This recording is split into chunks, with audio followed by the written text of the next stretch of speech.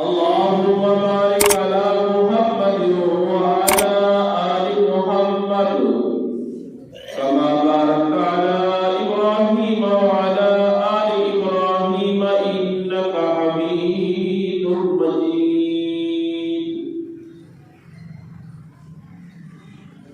میرے واجب الاحترام دوستوں بزرگوں، آقا صلی اللہ علیہ وسلم نے اس دنیا کے اندر جو معاشرہ تشکیل دیا، اس کے اندر خیر خواہی تھی، محبت تھی، بھائی چارہ تھا، سکون اور اطمینان والا معاشرہ تشکیل فرمایا. آقا صلی اللہ علیہ وسلم نے ارشاد فرمایا الدین النصیحہ، دین خیر خواہی ہے. جہاں بھی آپ دیکھیں گے کہ یہ دوسروں کے خیر خواہ ہے تو پتہ لگانے سے یہ پتہ لگے گا کہ ان کے اندر دینداری ہے. اور جو دیندار ہوگا وہ اپنا بھی خیر خواہ ہوگا، اپنے ہمسایوں کا خیر خواہ ہوگا، دوست و احباب کا خیر خواہ ہوگا، تمام امت مسلمہ کا خیر خواہ ہوگا، حتیٰ کہ وہ دشمنوں کا بھی خیر خواہ ہوگا. دونوں معرفہ کے صیغے ہیں الدین اور النصیحہ. اگر مبتدا بھی معرفہ ہو، خبر بھی معرفہ ہوگا، اثر ہوتی ہے. دین ہی خیر خواہی والا ہے، یعنی جہاں خیر خواہی ہوگی وہاں دین ہوگا، اور جہاں دین ہوگا وہاں خیر خواہی ہوگی. یہ آپس میں لازم ملزوم ہے، چولی دامن کا تعلق ہے ان کے ساتھ.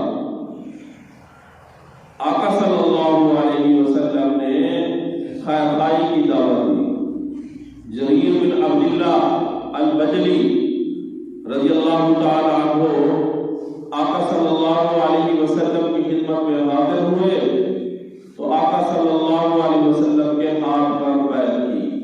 تو آقا صلی اللہ علیہ وسلم نے ارشاد فرمایا میں اس شرط پر تجھے بیعت کرتا ہوں کہ تو سب کے لیے خیر خواہ بن کے زندگی گزارے گا. تو خیر خواہی پر بیعت کیا کرتے تھے آقا صلی اللہ علیہ وسلم، اور اس کا اتنا زیادہ اثر ہوا کہ اگر آج ہم صحابہ کرام رضوان اللہ تعالی علیہم اجمعین کی زندگیوں کا مطالعہ کرتے ہیں، تابعین، تبع تابعین، اللہ والوں کی زندگیوں کو ہم دیکھتے ہیں تو ان کے اندر خیر خواہی ہی نظر آتی ہے. وہ کسی کے لیے بدخواہ نہیں تھے، کسی کے لیے برا نہیں چاہتے تھے. تو جو دیندار ہوتا ہے وہ خیر خواہ ہوتا ہے، اور جو خیر خواہ ہوتا ہے وہی دیندار ہوتا ہے، اس کے علاوہ کوئی اور نہیں ہو سکتا. حضرت عثمان غنی رضی اللہ تعالی عنہ ایک دفعہ شام سے 100 اونٹوں کا غلہ لے کر مدینہ طیبہ تشریف لا رہے تھے. مدینہ میں قحط پڑ گیا تھا، غلے کی کمی تھی.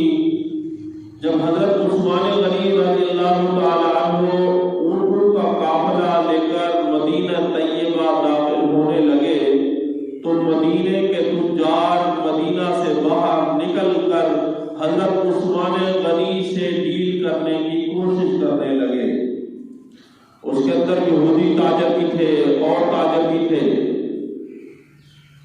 تو حضرت عثمان غنی رضی اللہ تعالی عنہ نے فرمایا جو مجھے سب سے زیادہ نفع دے گا میں یہ سارا غلہ اسی کو دوں گا، تھوڑے نفع پر دینے کے لیے میں تیار نہیں. اب مدینے کے تاجروں نے حضرت عثمان غنی کے غلے کی قیمت لگائی کہ آپ جتنے میں لے کر آئے ہیں ہم آپ کو ڈبل قیمت دینے کے لیے تیار ہیں، یعنی 100% نفع، 100 کے بدلے 100 اور 100 کے بدلے 200، ڈبل قیمت دینے کے لیے تیار ہے، آپ غلہ دے دے. حضرت عثمان غنی رضی اللہ تعالیٰ عنہ نے فرمایا کہ یہ نفع تھوڑا ہے. اب تاجروں نے کہا کہ ہم اس کو 3 گنا کر لیتے ہیں، 100 والی چیز 300 میں لے لیتے ہیں. حالانکہ اگر تاجر کو 10 گنا نفع مل رہا ہو تو یہ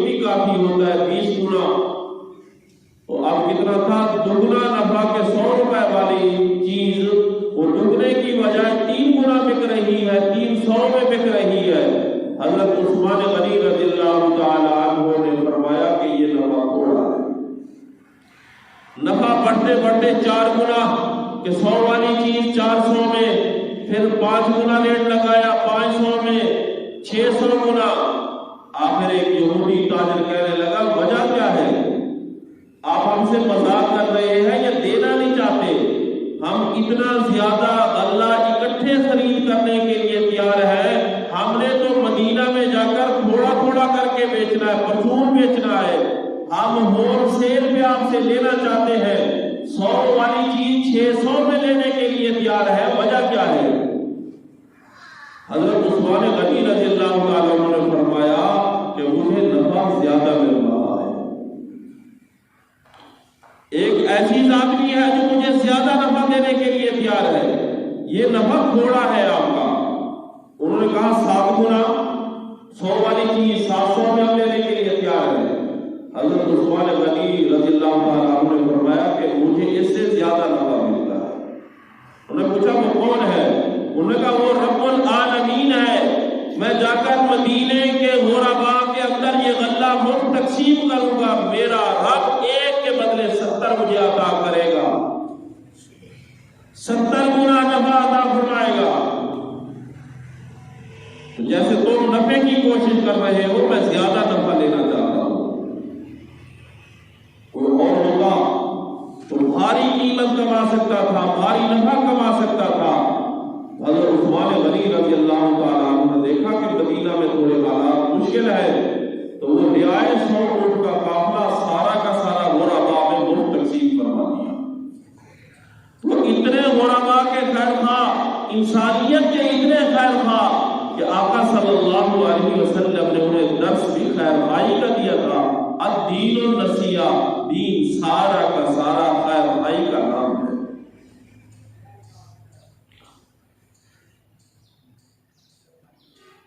صحابہ کرام رضوان اللہ تعالی علیہم اجمعین کے دور کے اندر ایک آدمی نے زمین خریدی۔ جب زمین خریدی تو اس کے اندر ہل چلائے، تھوڑے گہرے کر کے چلائے۔ جب گہرے کر کے ہل چلائے تو زمین کے نیچے سے ایک گھڑا ملا جو سونے سے بھرا ہوا تھا۔ اب گھڑا اٹھایا اور اٹھانے کے بعد پریشان ہوئے کہ یہ میرا تو نہیں ہے، میں نے زمین خریدی ہے، سونا تو نہیں خریدا۔ اسے سر پہ رکھا اور زمین بیچنے والے کے گھر لے گیا کہ بھائی میں نے آپ سے زمین خرید کی ہے، اس کے اندر سونے کا گھڑا ملا ہے، یہ میرا تو نہیں، میں نے زمین کے پیسے دیے تھے، سونے کے نہیں دیے تھے۔ وہ کہنے لگا نہیں میرا تو نہیں، میری زمین تھی، میں نے بیچ دی، پورے پیسے لے لیے، میرا تو حق نہیں، میں نے تو نہیں دفن کیا، میرا نہیں ہے۔ آج عدالتیں بھری ہوئی ہیں، ہر ایک اپنا حق لینے کے لیے عدالت میں جاتا ہے۔ صحابہ کرام رضوان اللہ تعالی علیہم اجمعین کے دور میں وہ دوسرے کو حق دینے کے لیے اپنے حق کو دوسرے کا حق سمجھا کرتے تھے، یوں عدالت میں جایا کرتے تھے۔ اب دونوں کا اختلاف ہوا، اختلاف اس بات میں نہیں کہ وہ کہے سونے کا گھڑا میرا ہے، وہ کہے میرا ہے، نہیں، اختلاف اس بات پر ہے، زمین لینے والا کہتا ہے یہ بیچنے والے کا گھڑا ہے، بیچنے والا کہتا ہے نہیں یہ لینے والے کا گھڑا ہے، اس کی نسبت۔ اب دونوں کا اختلاف ہوا، دونوں نے سونے کا گھڑا اٹھایا اور امیر المومنین حضرت عمر فاروق رضی اللہ تعالیٰ عنہ کے دربار میں دونوں حاضر ہوئے، پورا واقعہ سنایا۔ خریدنے والے نے واقعہ سنایا کہ یا امیر المومنین، میں نے اس سے زمین خریدی ہے، میں نے اس کے اندر ہل چلائے اور زمین کے نیچے سے سونے کا ایک گھڑا ملا ہے جو سونے سے بھرا ہوا ہے، میں نے زمین کے پیسے دیے تھے، سونا نہیں خریدا تھا، میں اس کو واپس دینے کے لیے کیا، یہ لینے سے انکار کرتا ہے۔ بیچنے والے نے بتایا کہ میرے پاس زمین تھی، میں نفع اٹھاتا رہا، میں نے زمین بیچی ہے، میں نے پوری قیمت وصول کر رہی ہے، میرا اس سے کوئی تعلق نہیں۔ تو پہلے والے حکمران بھی بڑے فراست والے ہوا کرتے تھے۔ حالات کے جائزہ لینے سے پتہ چلا کہ جو خریدنے والا ہے اس کی ایک بیٹی جوان ہے، اور جو بیچنے والا ہے اس کے گھر ایک بیٹا جوان ہے۔ حضرت عمر فاروق رضی اللہ تعالیٰ عنہ نے فرمایا اس کا فیصلہ تو میں نہیں کر سکتا، لیکن میں آپ کو ایک رائے پیش کرتا ہوں کہ آپ کے گھر کے اندر بیٹی جوان ہے، آپ کا بیٹا جوان ہے، مناسب ہو تو دونوں کا نکاح کر دیا جائے اور یہ سونے کا بھرا ہوا گھڑا بچی کو حق بار میں دے دیا جائے۔ دونوں راضی ہو گئے تو اب وہ نکاح ہوا اور وہ گھڑا حق بار میں دیا گیا۔ تو اس طرح آپس میں ایک دوسرے کے خیر خواہ ہوا کرتے تھے، ہر ایک چاہتا تھا دوسرے کا بھلا ہو، مجھے کوئی اگر نقصان پہنچتا کوئی بات نہیں، دوسرے کا بھلا ہو جائے، دوسرے کے ساتھ خیر خواہی ہو جائے، دوسرے کے ساتھ زیادتی نہ ہو۔ امام اعظم ابو حنیفہ رحمۃ اللہ علیہ تابعی رسول ہے، کپڑے کا کاروبار کیا کرتے تھے۔ ایک عورت کپڑا لے کے آئی، ضرورت مند تھی، حضرت ابو حنیفہ رحمہ اللہ کی دکان پہ لے کے آئی کہ یہ کپڑا میں نے بیچنا ہے۔ امام اعظم ابو حنیفہ رحمہ اللہ نے پوچھا کہ یہ کپڑا کتنے کا دو گی؟ اس نے بتایا کہ 100 درہم مل جائے مجھے۔ امام اعظم ابو حنیفہ رحمہ اللہ نے فرمایا کہ تم اپنے محرم کو ساتھ لے آؤ، ہو سکتی ہے کہ یہ بیچاری کو پتہ نہ ہو۔ وہ گئی اپنے گھر والے کو ساتھ لے کے آئی۔ امام اعظم ابو حنیفہ رحمہ اللہ نے پوچھا یہ کپڑا کتنے کا دینا ہے؟ اس کے گھر والے نے بتایا کہ 100 درہم کا بیچنا چاہتے ہیں۔ امام اعظم ابو حنیفہ رحمہ اللہ نے فرمایا کہ آپ کو شاید پتہ نہیں، آپ کا کپڑا مہنگا ہے، آپ سستا دے رہے ہو، آپ کا نقصان ہو جائے گا۔ انہوں نے کہا کہ پھر آپ 150 درہم کر دیں۔ امام اعظم ابو حنیفہ نے بتایا کہ یہ بھی پیسے تھوڑے ہیں، آپ کا کپڑا مہنگا ہے۔ انہوں نے کہا کہ آپ پھر 200 درہم دے دیں، بہت ہے 200 درہم۔ امام اعظم ابو حنیفہ رحمہ اللہ نے 300 درہم نکالے اور اس میاں بیوی کو 300 درہم دیے اور وہ کپڑا 300 درہم میں خرید کیا، اور فرمایا کہ یہ کپڑا 300 درہم کا تھا، آپ لگتا ہے مجبوری کی وجہ سے سستا بیچنے کے لیے تیار ہو۔ تو یوں دکاندار بھی اپنے گاہکوں کے خیر خواہ ہوا کرتے تھے۔ آج اگر کوئی کپاس لے کے کسی کے پاس چلا جائے، گندم لے کے چلا جائے، جو حال ہے وہ ہمارے سامنے ہے۔ ہر ایک دوسرے کا خیر خواہ ہوا کرتا تھا کہ بیچنے والی عورت 100 درہم میں دینے کے لیے تیار ہے، امام اعظم ابو حنیفہ رحمہ اللہ نے 300 درہم میں کپڑا خریدا۔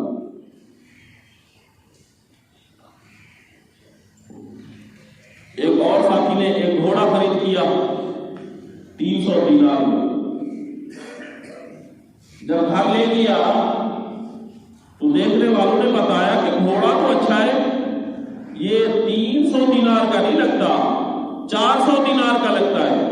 اچھا 400 دینار کا ہے۔ گھر گئے، 100 دینار اٹھایا اور بیچنے والے کے پاس چلے گئے۔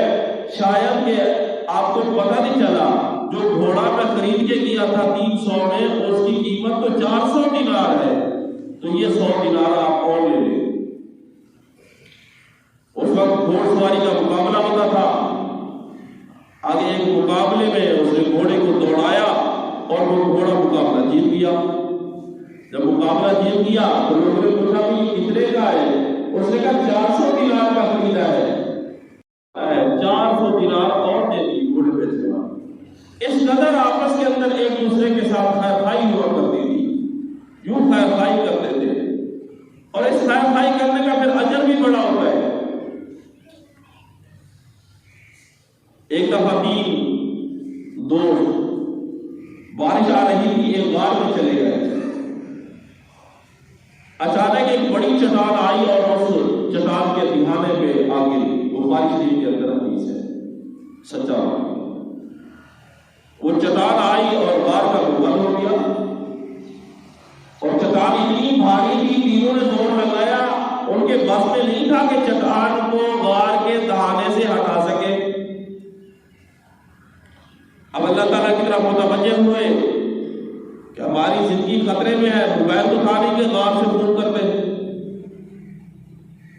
اب اندر پھنسے ہوئے کسی کو کیا خبر کہ اس غار میں انسان ہے پھنسے ہوئے۔ تو مشورہ ہوا کہ آپس کے اندر کوئی نیکی ہو تو اللہ تعالیٰ کے دربار میں پیش کرے اور اللہ تعالیٰ پھر اس مصیبت سے ہمیں بچائے۔ ان میں سے ایک نے اللہ تعالیٰ سے دعا مانگی کہ یا اللہ ساری زندگی میرا معمول رہا ہے، میں بکریاں چرانے والا ہوں پہاڑوں کے اندر، میں جب شام کو آتا تو میں بکریوں کا دودھ نکالتا اور سب سے پہلے میں والدین کو دیا کرتا تھا۔ اور ایک دفعہ تو ایسا بھی ہوا مجھے گھر آتے ہوئے دیر ہو گئی، میں دیر سے آیا، میں نے دودھ نکالا اور پیالے کو میں نے ہاتھوں میں اٹھایا، میں والدین کے قدموں کے سامنے کھڑا ہوا اور وہ سو چکے تھے، میرے بچے رو رہے تھے، ان کو دودھ کی ضرورت تھی، لیکن میں نے کہا والدین کا حق پہلے ہے، جب تک میرے والدین دودھ نہیں پیئیں گے میں بچوں کو دودھ نہیں پلا سکتا۔ میں نے جگانا بھی مناسب نہ سمجھا، ساری رات میں اپنے والدین کے قدموں کی جانب کھڑا رہا، صبح صادق ہوئی، وہ اٹھے اور انہوں نے مجھے دعا دی، یا اللہ باس تیری رضا کے لیے یہ عمل تھا، والدین کی خدمت کرنا تیرے لیے تھا، یا اللہ اگر تیرے دربار کے اندر یہ والدین کے قدموں کے سامنے ساری رات کھڑا رہنا قبول ہے تو یا اللہ اس نیکی کے بدلے سے اس چٹان کو آگ کے منہ سے ہٹا دیجیے۔ حدیث پاک کے اندر آتا ہے جیسے اس نے یہ دعا مانگی تو ایک جھٹکا لگا اور وہ جو چٹان تھی وہ غار کے منہ سے کچھ سرا گئی ایک طرف ہو گئی۔ اگر دونوں بھی مانگی کیونکہ اس موضوع کے ساتھ اس کا تعلق نہیں، تو دیکھو والدین کے ساتھ خیر خواہی کی، اس کا بدلہ یہ ملا کہ اس چٹان کو اللہ تعالیٰ نے غار کے منہ سے ہٹا دیا۔ آج اگر ہم جائزہ لیتے ہیں تو آج بھائی کا خیر خواہ نہیں، والدین اولاد کے خیر خواہ نہیں، اولاد والدین کے خیر خواہ نہیں، پڑوسیوں کے ہم خیر خواہ نہیں، جہاں تجارت کرتے ہیں دکاندار گاہک کا خیر خواہ نہیں، وہ عیب نہیں بتاتا، گاہک جو ہے وہ دکاندار کا خیر خواہ نہیں۔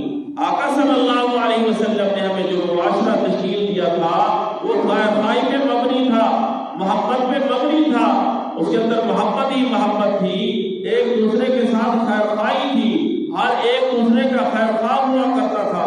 آج کیسا معاشرہ آ گیا کہ وہ خیر خواہی اٹھ گئی، اور جب خیر خواہی اٹھتی ہے تو دینداری اٹھتی ہے، جہاں خیر خواہی ہوتی ہے وہاں دین ہوتا ہے، اور جہاں دین ہوتا ہے وہاں خیر خواہی ہوتی ہے۔ ہم بھی ایک دوسرے کے خیر خواہ بن جائے، اور ہر زمانے کے اندر جو دیندار ہوتے ہیں وہ دوسروں کے خیر خواہ ہوا کرتے ہیں۔ شیخ الاسلام حضرت مولانا محمد تقی عثمانی صاحب دامت برکاتہ العالیہ نے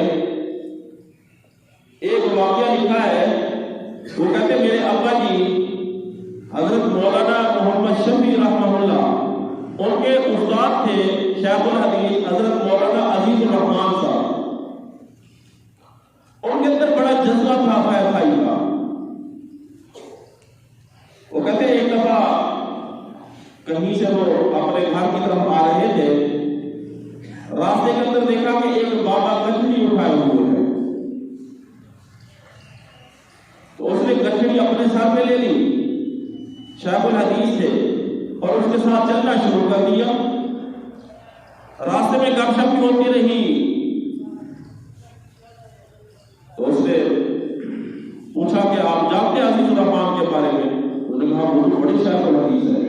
اپنا تعارف نہیں کرایا کہ وہ میں ہوں، گٹھڑی اٹھائی، کافی پیدل کا سفر تھا، کئی میل سفر کیا، بوجھ اٹھا کر اپنے علاقے میں جب داخل ہوئے تو لوگ آگے بڑھے کہ ہمارے شیخ الحدیث صاحب، ہمارے امام صاحب سر پہ گٹھڑی اٹھا کے آ رہے، آگے دوڑے، انہوں نے کہا حضرت آپ، تو وہ کہتا ہے مجھے تب پتہ چلا کہ یہی عزیز الرحمان ہے جو میری گٹھڑی اٹھائے ہوئے۔ تو آپس میں ایک دوسرے کے خیر خواہ ہوا کرتے تھے۔ ابو الحسن نوری رحمہ اللہ ایک عالم دین گزرے ہیں، وہ جس دور میں تھے تو حاکم وقت میں اس ان کا سر قلم کر دیا جائے۔ اب ابو الحسن نوری رحمہ اللہ کا تعلق بادشاہ کے ساتھ تھا۔ بادشاہ یہ چاہتا تھا کہ باقی 4 کا سر قلم کر دیا جائے، کسی طریقے سے یہ ابو الحسن بچ جائے۔ بادشاہ کے دربار میں پیش ہوئے، انہوں نے کہا قطار بنائے، تو ابو الحسن نوری رحمہ اللہ سب سے آگے۔ تو حاکم وقت نے بتایا کہ یہ دوبارہ لائن بناؤ، اس جگہ بناؤ۔ انہوں نے پھر لائن بنائی، ابو الحسن نوری سب سے آگے۔ تیسری مرتبہ لائن بنوائی تو ابو الحسن نوری رحمہ اللہ سب سے آگے۔ انہوں نے اپنے پاس بلایا بادشاہ نے کہ تم آگے کیوں آتا ہے، پیچھے کیوں نہیں کھڑا ہوگا؟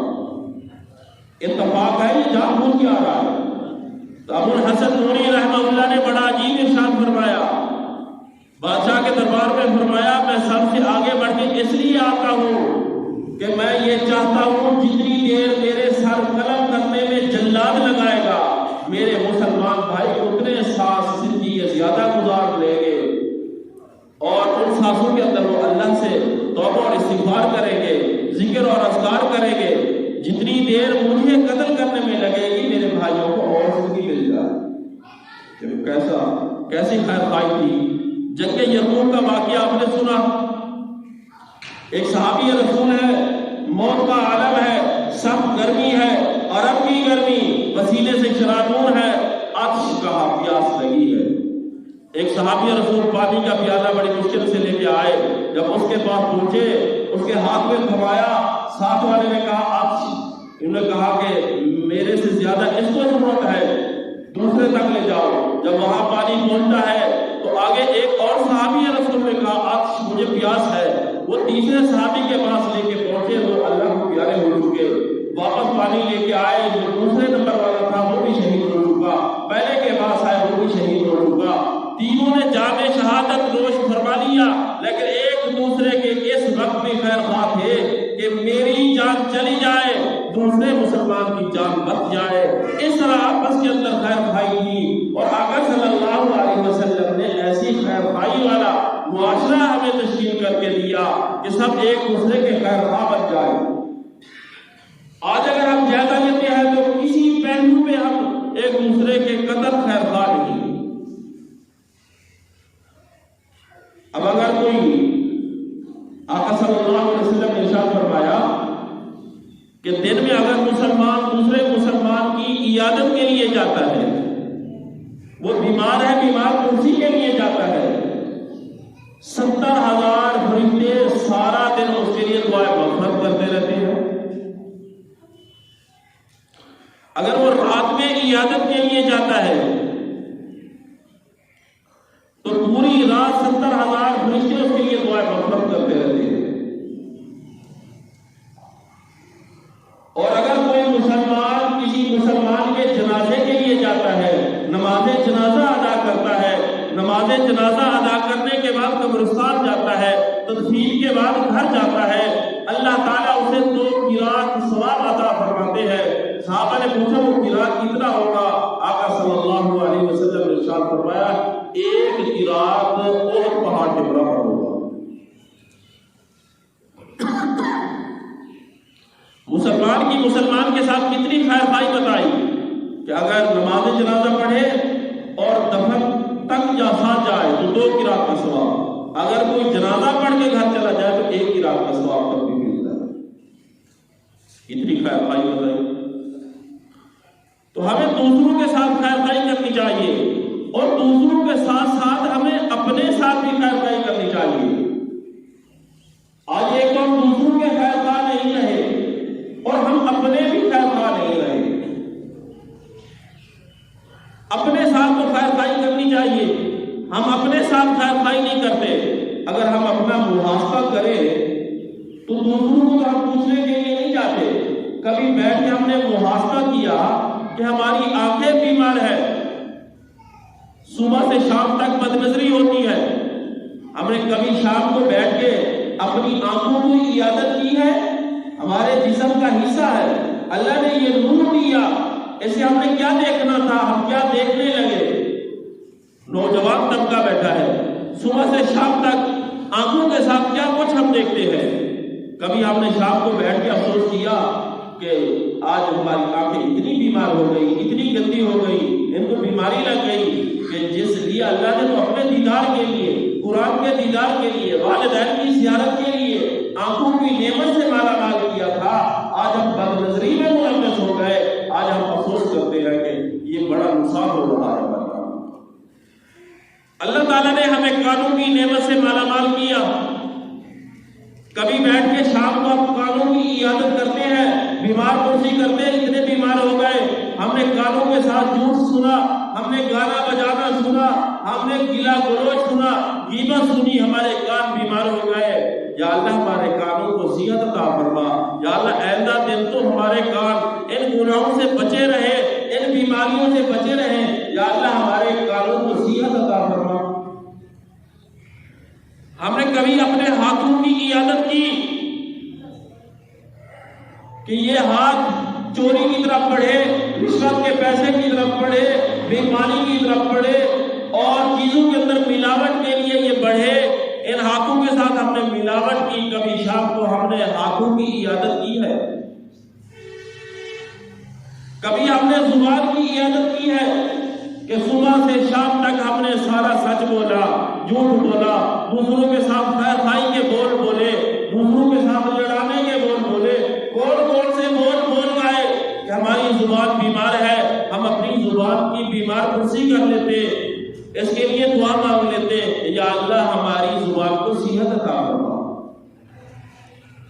ہمارا دل بیمار ہے، گناہ کر کر کے سیاہی چڑھی ہوئی ہے، جسم کو صاف کرنے کے لیے لگے ہیں، کبھی ہم نے بیٹھ کے اپنے دل کی بیمار پرسی کی ہے، اس کے اندر حسد بھرا کھڑا ہے، کینہ ہے، بغض ہے، عداوت ہے، بخل ہے، لالچ ہے اور ایک دوسرے کے ساتھ بدخوائی ہے۔ کبھی ہم نے اپنے دل کو شام کو بیٹھ کے دھویا، اسے دھو لیتے، صاف کر لیتے، اسے مانج لیتے، یہ صاف ہو جاتا۔ ہم دوسروں کے کیا خیر خواہ، اپنے ہی خیر خواہ نہیں رہے۔ یہاں صرف بات عیادت کی نہیں، اس سے بھی بڑھ کر ہم تو تعزیت نہیں کرتے، اوروں کی تعزیت دور، اپنی تعزیت نہیں کرتے۔ ایک گھر میں ایک فرد اللہ کو پیارا ہو جائے، پورا گھرانہ بے چین ہوتا ہے، افسوس اور صدمے کے اندر ہوتا ہے۔ اگر پورا گھرانہ چلا جائے تو ایک ماتم برپا ہو جاتا ہے، صدمہ برپا ہو جاتا ہے۔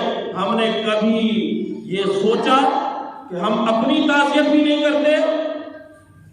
اللہ نے ہمیں نماز کا تحفہ دیا تھا، یہ نماز فوت ہونے کے لیے آئی تھی یا ہم فوت ہونے کے لیے تھے؟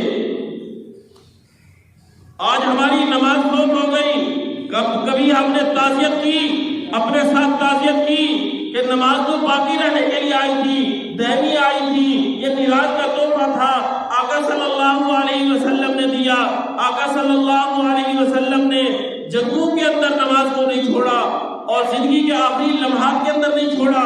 آج افسوس کہ جو چیز فوت ہونے والی نہیں تھی ہم نے اس کو فوت کر دیا، تعزیت بھی نہیں کرتے۔ صحابہ کرام رضوان اللہ تعالیٰ علیہم اجمعین اگر کسی مسلمان کی نماز فوت ہو جاتی، سارے جمع ہو کر اس کے گھر چلے جاتے، بڑے افسوس کی بات ہے آپ کی نماز رہ گئی۔